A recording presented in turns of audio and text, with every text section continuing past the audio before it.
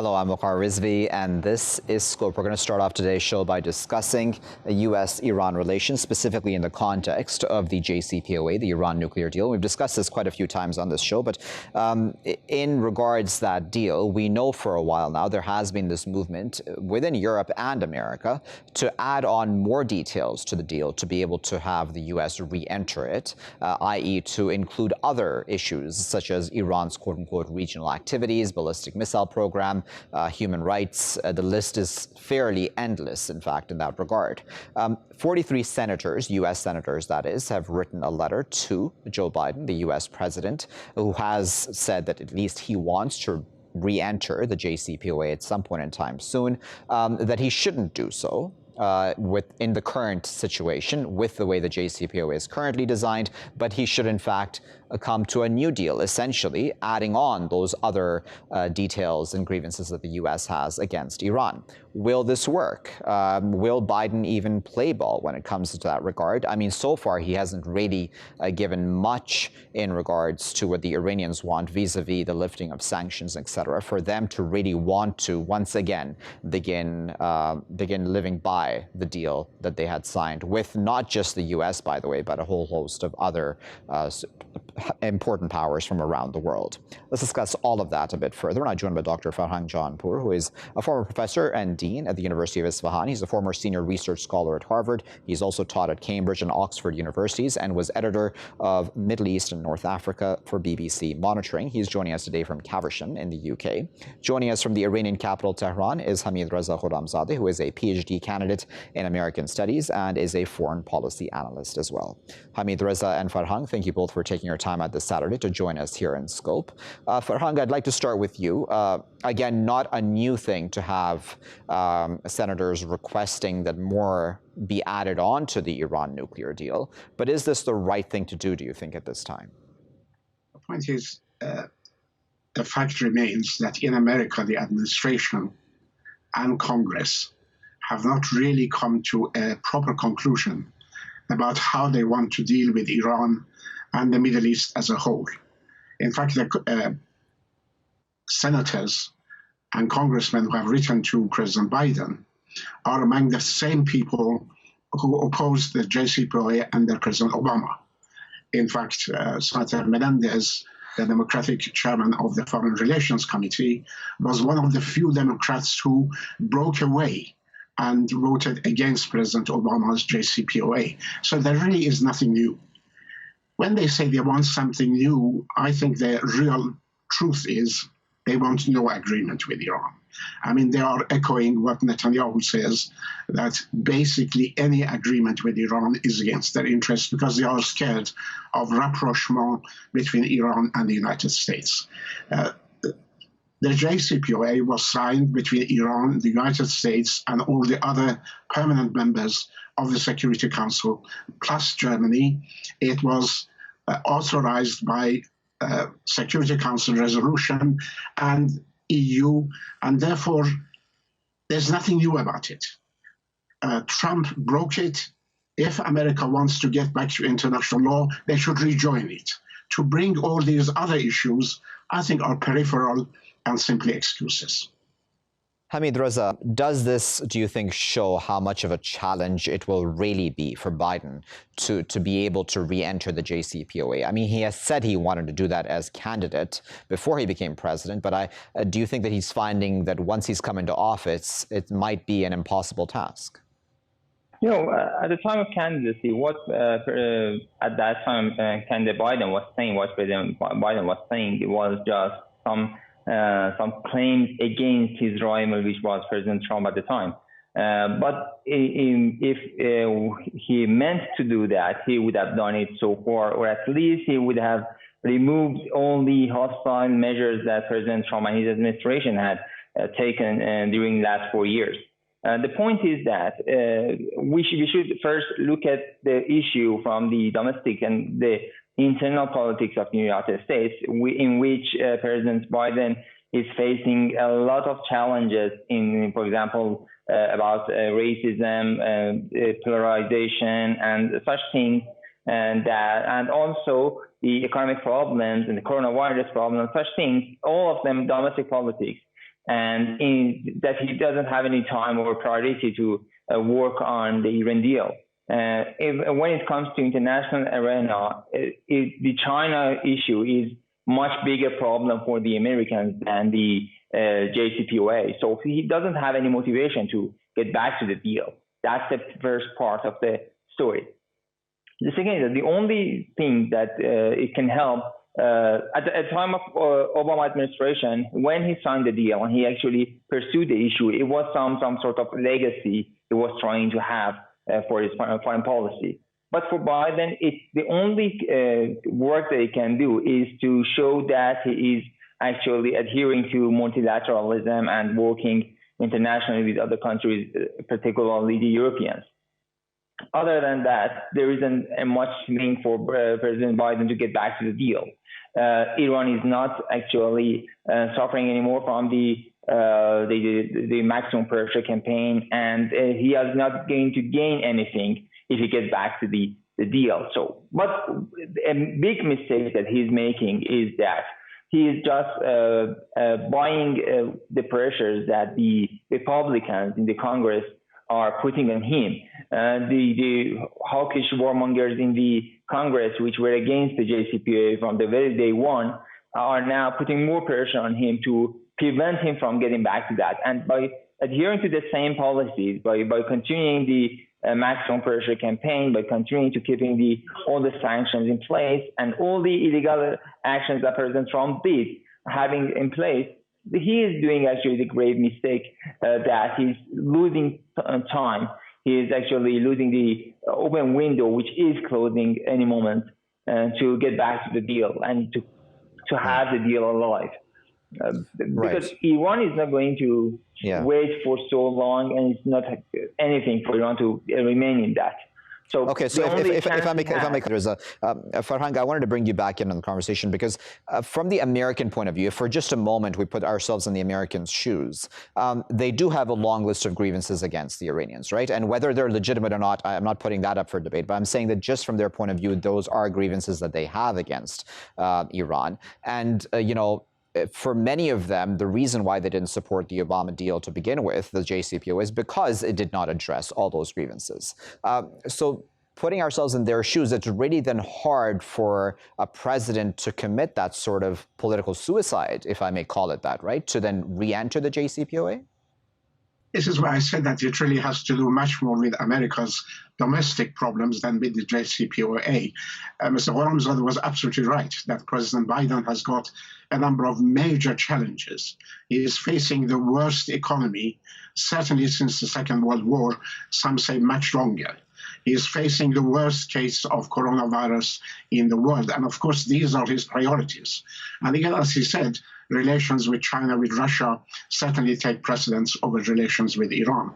But I disagree with him that it is not very important. I think it is important in geopolitical terms, because if the United States could reach an agreement with Iran, it would open the door for a whole host of other arrangements in the Middle East and also relations with China and Russia. Because with this kind of policies of maximum pressure, which, let's face it, has continued under President Biden, it's only pushing Iran to the arms of Russia and China. The Chinese foreign minister was in Tehran yesterday, and they signed some landmark agreements. So Iran is not going to wait. I think it would be in the interest of both Iran and the United States to reach some sort of agreement so that Iran is back into the international community, I mean the Western fold, and the relations between Iran and the West are normalized. But the longer you postpone this, the worse it becomes to achieve. Okay, so what happens next then, Hamidreza? Because, you know, I've asked this question from a number of experts, and I'm just trying to understand what can the Iranians do and will the Iranians do next, right? Because it seems that, if we're completely honest, that Biden will not be re-entering the JCPOA anytime soon, even though I was just reading an article today that was encouraging Biden to take that first step, possibly to lift some sanctions towards the Iranians. But that's fairly unlikely at this time. What is the next step? Is the next step for the Iranians to leave the deal altogether officially? First, let me agree with the point Dr. Jahanpour just mentioned. But which brings me to a second point I was going to say, which is the second mistake of the Americans, is American exceptionalism. They still think that they are living in a unipolar world in which the Americans can achieve anything they want, and they will. So that's not anymore like that. The problem is that they signed a deal they did not adhere to. They withdrew from that, and Iran doesn't have any motivations, any need, or any obligations to get back to further talks for further obligations or further, let's say, limitations within a new deal. So there is going to be no new deal. And for the current deal, if they want to have it, as Iran's leader has several times, just recently, a week ago, has reiterated and reassured, there is going to be no further steps from Iranian side unless all the sanctions are removed and lifted. And Iran has verified, actually, the lifting. So if otherwise, we can call the deal already dead right now. It's not like that the Congress people or the people in the White House say that we want further talks, we want further, for example, negotiations on missile programs or other regional issues and such things, and we want to force Iran to get back to the table. So if they wanted, or let's say, just get back to 5 years ago, Iranian leader at the time of the signing of the JCPOA said that if this deal is going to work and if the other sides show honesty and adhere to the commitments that they have made, so after that there will be grounds for further talks on other issues, including missile programs or regional issues and such things. Of course, he didn't name anything, but he said that there would be open grounds for further talks on other issues. But the problem is that they did not do that. They have not fulfilled the commitments in the JCPOA, and they have not implemented that. And Iran doesn't have anything to lose anymore. Iran has experienced 2 quarters with positive growth in its economy. It has IMF's predictions that Iran going to have a positive growth in 2021. And the Americans have admitted that there is no further sanctions that they can impose on Iran. So there isn't any other thing worse than the current situation, and Iran has actually overcome the sanctions and is going to work forward. The JCPOA for Iran is just facilitating growth in economy, not a dire need for Iran. So I wonder, Hamidreza mentioned the economy, but if I may push the point that at least from the outside, and it seems that the Iranian economy is not doing very well at this point. I mean, as far as its currency, et cetera, goes. But I mean, I don't want to debate that point with Hamidreza. He's on the ground. But nevertheless, from the outside point of view, it is that the Iranian economy is not doing well, that the maximum pressure campaign of Donald Trump has seemingly really hurt the Iranians. So in such a situation, I mean, if we're thinking with cooler heads, does it actually make sense, do you think, for the Iranians to be willing to compromise more with the Americans so that their economy does not further suffer? Oh, absolutely. I think certainly the economy is suffering very, very badly. And America has shown that it can by itself cripple a country if they want to. But it hasn't brought Iran to its knees. This is what they were trying to achieve. And in fact, there are signs that the economy is beginning to, again, get back to growth. The fact of the matter is that if they don't want to rejoin the JCPOA now, then when? As you know, Iran is during the nuclear holidays. Then shortly afterwards, the campaign will begin for the presidential election in June. Then the next president doesn't come into office till August, September. According to the JCPOA, Iran had to ratify additional protocol by 2023, and American Congress had to ratify it again by 2023. So what are we talking about? We are just postponing and postponing. I think at the beginning, President Biden took a number of very courageous steps on the international arena and domestically. I think that was the time that he should have again gone back to JCPOA. He missed the boat, and it is going to be more difficult for him. And as I said, because of the domestic problems in Iran, because like America, Iran also has domestic issues, it is going to be extremely difficult to get back to the JCPOA till at least next August, September, or maybe even later, depending on who comes to power. So I think, unfortunately, this was a missed opportunity. But even now, if they can at least lift some of the sanctions and show some goodwill, it can partly affect the outcome of the Iranian election. If they don't, I think the rift will continue and widen, and it will be very, very difficult to put it back again. Okay, so Hamidreza, talk as Farhang there spoke of the domestic situation within Iran a bit further. I'm talking politically here. Do you think that there is right now anybody with the political will to be more compromising with the Americans? Because, you know, according to all the estimates in the next Iranian elections, we will have somebody who is more conservative in office as the president of the country. What does that then mean? You know, even if there is any politicians who would be more like that, people are not accepting that. Iranian people, based on the surveys and polls, are against further talks and against the JCPOA right now.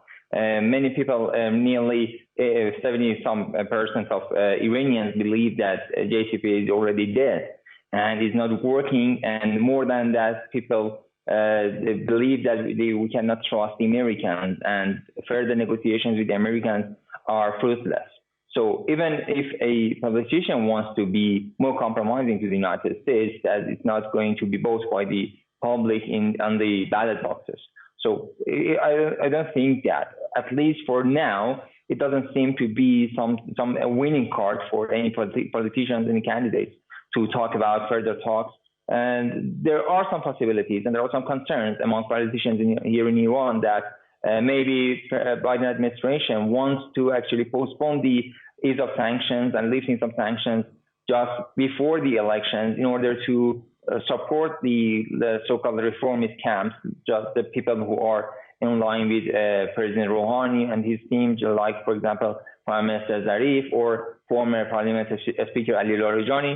Some people are concerned about that. But based on the polls and based on the situation that I'm observing here in Iran, it doesn't seem to be a winning card. There must be some positive impacts, but it's not going to be very significant to guarantee, just like the two previous elections, guarantee the winning of that candidate.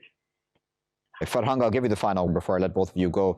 You're sitting there in the UK. UK is also a party to this deal, the JCPOA. Do you think that the Europeans as a whole can hold on much longer as well? Because, you know, that's always been the Iranian criticism and complaint, right? That those who are even within the deal still, at least officially, aren't doing enough to save it. So, I mean, is that where the hope lies? Well, I think the Europeans sincerely wanted to keep the JCPOA, and they took some initial steps to try to make it work. But I think they have shown that without America, they really are powerless, because whatever measures they took did not amount to very much. Respectfully, I again slightly disagree with Mr. Gholamzadeh, because I think the continuation of the present trend by Iran of not wanting to go back to JCPOA and the present trend in Congress to oppose it, the logical outcome is the worsening of relations, even leading to conflict. And I think this is not in anybody's interest. I believe politics is the art of the possible. And the possible thing is, as I say, for the two sides, to swallow their pride, to look at the longer term, and even now, I think, to return at least partially, lifting some of the sanctions, and Iran also going back to the full compliance with the JCPOA, and then hope for better times in the future. But if you both sides tit for tat, and also each side waiting for the other, and in fact mounting pressure on the other, I think the only logical consequence of this trend is unfortunately conflict. All right, there's a final word, but we appreciate both Farhang and Hamidreza speaking to us from Caversham and Tehran, respectively, sharing their expertise with us about the move of these 43 U.S. senators, asking President Biden to essentially come up with a new deal with the Iranians instead of re-entering the JCPOA, the Iran nuclear deal, adding on a whole host of grievances about regional activities, ballistic missiles, etc. These 43 U.S. senators, including both Democrats and Republicans, had always been against the JCPOA JCPOA, to begin with. So it's not a surprise that they wouldn't want the Biden administration to re-enter the deal altogether. But what does this mean?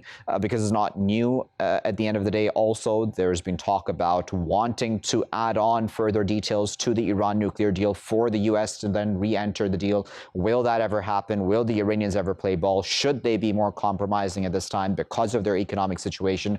Or is the narrative that we're getting on the outside not the correct one about what the situation is like in Iran? And then, of course, there's domestic political realities in Iran as well, and the fact that the Iranian nation probably will not be very willing to bow down to the Americans again. Or maybe they will. I mean, that's something that has to be debated also. I'll be back with my final segment after this break. Welcome back, viewers. You're still here in Scope with me, Waqar Rizvi. In this segment, we're going to discuss UK and its new immigration rules, which will be coming in. And these are tougher immigration rules as proposed by Priti Patel and the UK government, essentially trying to stop the flow, or the wave, as it's been called by some media outlets more on the right, of those who are trying to seek asylum and safety from persecution in the UK. Those coming in now from unauthorized routes, i.e. those coming in illegally, if we're honest about the way that the UK is viewing this, because there are no actual legal humanitarian routes for people to come in, which is an issue that we've highlighted before here on Scope as well. Priti Patel is then proposing that those who are coming in via those unauthorized routes, via sea, etc., through the Channel, for example, that they would not be given asylum immediately, that they would probably be moved to another country before their asylum application is processed and or even accepted. Now, according to her, those who do come in through legal means will then have their asylum processed. So there is a fair bit of discrepancy there then about exactly who can then actually really apply for asylum in the UK at this point in time. This goes to a bigger issue then, right, about how migrants are viewed as a whole. And as I used that word wave earlier on, that again goes to show the way that a lot of the media too in the UK and around the world has viewed migrants coming to their respective shores as well. Let's discuss all of that a bit further. I'm joined by Dr. Amina, Yaqin, who is a reader in post-colonial studies and Urdu and chair for the Center for Study of Pakistan, chair of the Decolonizing Working Group and director of the SOAS Festival of Ideas. She's joining us today from London. Joining us today from Oxford is Harry Fear, who is a British journalist. He's a filmmaker, and he's also worked as a documentary correspondent for RT. Harry and Amina, thank you both for taking our time out this Saturday to join us here in Scope. Harry, I'd like to start with you. These rules, according to their critics, of course, say that this will create a two-tiered system. But in my reading, this will sort of create a system where very few, if anybody, will really be given asylum, will they? Yeah, I think the new regime is designed to dissuade and create an environment that feels hostile, externally hostile, and really deters people from the dream of seeking asylum in the UK. There are very, very complex issues at play here in terms of, for instance, folks stuck on the continent of Europe who want to reach Britain, and there are various complex debates about why they want to reach the UK, why France is or is not safe for them, for instance. But I think really the regime that the Home Secretary would like to put in place now really is about appearing tough domestically and about setting a new posture for kind of global Britain post-Brexit, where the UK is seen deliberately to have a very different kind of posture towards asylum seekers. And I would imagine that the so-called safe and legal routes that are going to be established will have a regime of financial fees involved with them that mean that the kind of process of claiming asylum in the UK becomes extremely difficult. I mean, even for British citizens, family reunification, spousal visas, for instance, they're all very, very prohibitively expensive for many. And so the idea that non-British citizens, asylum seekers, are going to have a kind of an easy system here to claim asylum in the UK is just a fantasy. So essentially, the messages don't come, but that's a message that many countries give off, and certainly every country has the right to have their national security fears, etc. But this is being presented to all of us as almost a humanitarian gesture. I mean, that seems to be the narrative around it. When Patel keeps saying that we're doing this because we don't want people to be suffering at the hands of human traffickers, etc. Are the intentions that pure, do you think? I think that's a really important point to note about how it's been framed by the Home Secretary in terms of the language of fairness and to better support the most vulnerable, to quote her, and to say that the UK is not paying people smugglers and economic migrants are really those who genuinely seek asylum. So it's really, as has been pointed out, in terms of how do you judge in terms of who is a good migrant and who is not a good migrant is something that the Home Secretary is suggesting here. And also in the process, scapegoating some of those who arrive on the boats, the image of the boats and the kind of has become the one that's been represented quite a lot as the one that's problematic. And these are the people who cross the channel in small boats who are the sort of immigrants that we don't want to have in this country. So yes, it builds on the kind of post-Brexit Britain, the tightening of borders, the kind of it's also connected to cuts that we're seeing in the Foreign Office and the message that the Home Secretary wants to send about the law and how it works and how immigration law, this is something she's been targeting for a while and has kind of been in disagreement with immigration lawyers and has been really, this is the next step. And there have been questions asked about whether this breaks the UN Refugee Convention. And again, the language that has been used is quite specific, works around that and says, because the Refugee Convention says that states can't penalize people in need who come directly from their homeland. But here you have a state making a decision about who is essentially going to be a good refugee and who's not. Harry, if I may play devil's advocate for a moment, certainly there's no argument, is there, on any of our parts, that the human traffickers many of the time do, in fact, and people smugglers do take advantage of many innocent people, do put them into conditions which are extremely unsafe for them and their loved ones, and that there needs to be somebody dealing with that situation as well. But then one wonders, is this then the best way to deal with that huge industry, which we obviously need to tackle? Yeah, that's a very good question. I think if it were real, the establishment of safe and legal routes would be a very wise policy. But the issue is that it almost certainly is just words, because we've seen over the years, I've covered, for instance, the closure of the Calais refugee camp in northern France. And there, the British all but closed down their office for family reunification for unaccompanied child refugees. So the idea that the British really actually want to help people here, as I said earlier, is just a fantasy. But in terms of cracking down on the highly dangerous routes and the people smugglers, yes, of course, that is a noble goal. But let's just go back again here a couple of years. This has occurred because of two main threads. The first is Brexit and people smugglers saying, okay, guys, get over to the British Isles now before the 1st of January 2021, because it's going to be too difficult to claim asylum thereafter. So in a sense, it was a kind of a race, which led to thousands of migrants, refugees, asylum seekers crossing last year. And that's kind of been used now as a sense of kind of an impending wave, as we said earlier. By the government. But the second thing is just going back a bit further, that over the last few years, the British with French authorities have basically cracked down on all of the other kinds of equally dangerous routes, that is smuggling oneself into a lorry or under a train or etc. And as the fences have been erected and more border checks have been erected over the last few years, it's really been pushed and nudged over to these boats, these dinghies, and crossing the channel.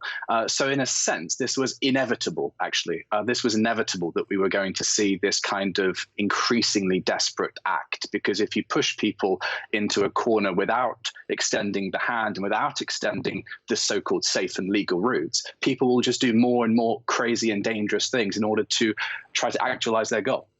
Amina, you know, as somebody who is an expert in colonization and just colonial ideology overall, I wonder what you make of, if I may, you know, stretch this sort of very macro conversation for a moment. You know, the entire idea that we're not actually discussing many of these times the root causes of why these people are seeking safety from persecution in their own respective countries, and the role that Britain or other Western countries may have had in creating that sort of insecurity within their respective countries to begin with, right? Through their many military interventions around the world, or interventions, political interventions, et cetera. And this has happened for of course, decades and decades, so it's not a new phenomenon. But do you think that there's a need to understand as well the root causes here, and possibly the role that British foreign policy may play in all this? Absolutely. I think the root causes are, as you say, very historical. They're deeply connected to Britain's own history in terms of empire.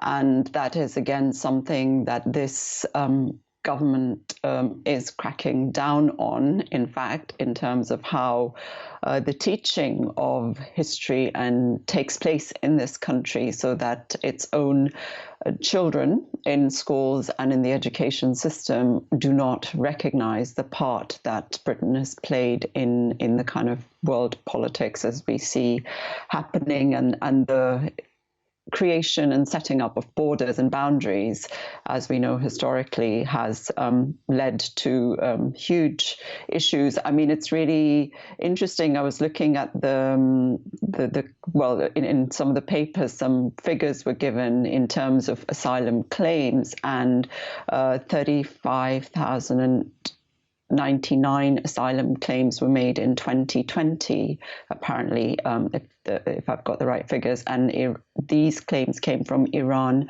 Albania, and Iraq. And it's, you know, Britain has played a role in the war against Iraq, and that goes.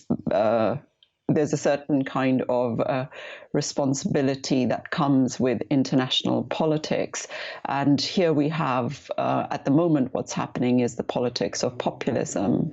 And we've seen that work very successfully with Trump in the US. Obviously, there's a change there. And here you have this being worked through by the Conservative government, and particularly through also the use of, or through the deployment of identity politics as well, where you have people coming from those regions in those positions. I mean, previously to Preeti Patel, we've had Sajid Javed as the Home Secretary, and he's also put into place certain rules and the law with regards to, for example, the case of Shamima Begum, which has been extremely divisive in terms of making someone stateless. And if the British state is obviously going down this route, it does open up a lot of questions about what its role is going to be in globally as a country that has had a role to play with regards to humanitarianism, with regards to human rights. If I may come in on that point, Amina, because Harry, I wanted to bring you into this conversation because I know that you've had a significant amount of experience as a foreign correspondent as well, in places like Gaza and elsewhere. What are your thoughts on the point that Amina there was making as well about Britain's role in the world? And I know this is stretching the conversation quite wide, but I think it's an important point to make, right? That these people aren't just, this is not just happening in a vacuum. I couldn't agree more with what was said. The Americans have got rid of their version, that they're Trump, but we haven't got rid of our version of Trump. And it is identity politics. It is playing and creating policy for billionaire newspaper owners' front pages. That is what is happening here. It's about creating the image of a Britain that is happy to break non-proliferation treaty pledges on nukes. It is about a new posture in the world where we protect ourselves behind, naval walls, if you will, naval barriers, and enjoy our privileges while we commission new military units to deploy and intervene around the world. Also policies that have been announced too. So really, this is a new era that is deeply troubling in Britain, where we hear more and more about the possibilities of intervention and beefing up our military presence in the world post-Brexit, while also erecting these barriers and creating this externally hostile environment.